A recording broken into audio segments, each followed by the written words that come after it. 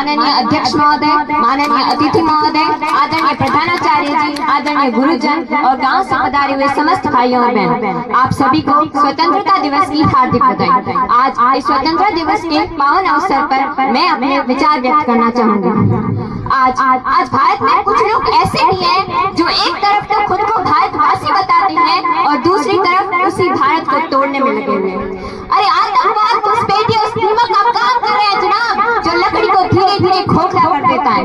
बस फर्क है तो इस बात का कि वो तो लकड़ी को धीरे धीरे खोखला करते हैं, ये तो भारत को अंदर से खोखला करने में लगे। अरे ताज्जुब तो इस बात का है कि भारत के कुछ जाने माने लोग इनका साथ दे रहे हैं। अगर समय रहते ने रोका नहीं गया तो एक दिन ऐसा भी आएगा कि एक हवा के झोंके से भारत बिखर जाएगा। अरे एक हवा के झोंके से भारत टूट जाएगा। अरे एक हवा के झोंके से भारत टूट जाएगा। क्या तब जागोगे तुम नींद से जब भारत जात पात में बंट जाएगा? अरे भारत को टूटने से बचाने की बात तो दूर ही रही, हमें तो हमारी पहचान ही नहीं पता। हम यही भूल गए कि हमारा इतिहास क्या है, हम किसके वंशज हैं। तो एक बात मेरी हमेशा याद रखना, मैं राजा भरत का वंशज हूँ, भारतवासी कहलाता हूँ। मैं राजा भरत का वंशज हूँ, भारतवासी कहलाता हूँ। जिस सत्य से तुम वंचित हो, अरे जिस सत्य से तुम वंचित हो उस सत्य को मैं बताता हूँ। तुम ही त्रेता के राम हो, तुम ही द्वापर के घनश्याम हो। अरे तुम ही त्रेता के राम हो, तुम ही द्वापर के घनश्याम हो। तुम ही अर्जुन का बाण हो, तुम ही कौशल्या का अभिमान हो, तुम ही कौशल्या का अभिमान हो। अरे हमें तो गर्व होना चाहिए कि हम उस भारत के वासी हैं जिसमें कृष्ण ने सुदामा को भी गले लगाया था और राम ने शबरी के झूठे बैल बिठाए थे।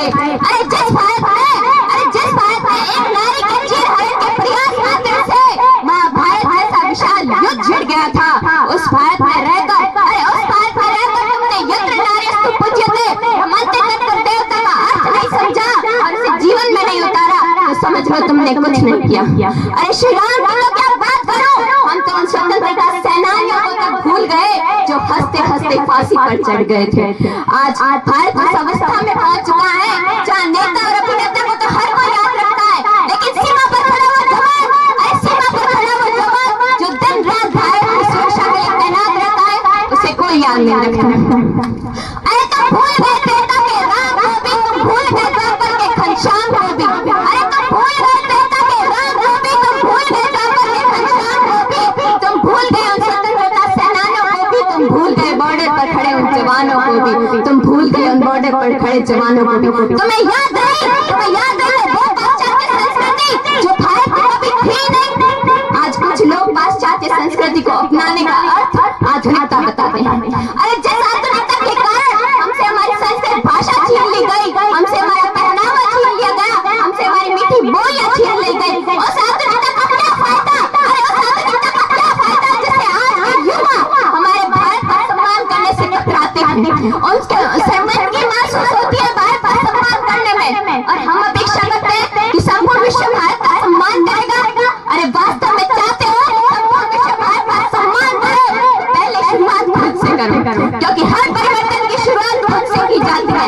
और यकीन मानो एक दिन ऐसा भी आएगा भारत पूरा विश्व गुरु कहलाएगा, भारत पूरा विश्व गुरु कहलाएगा।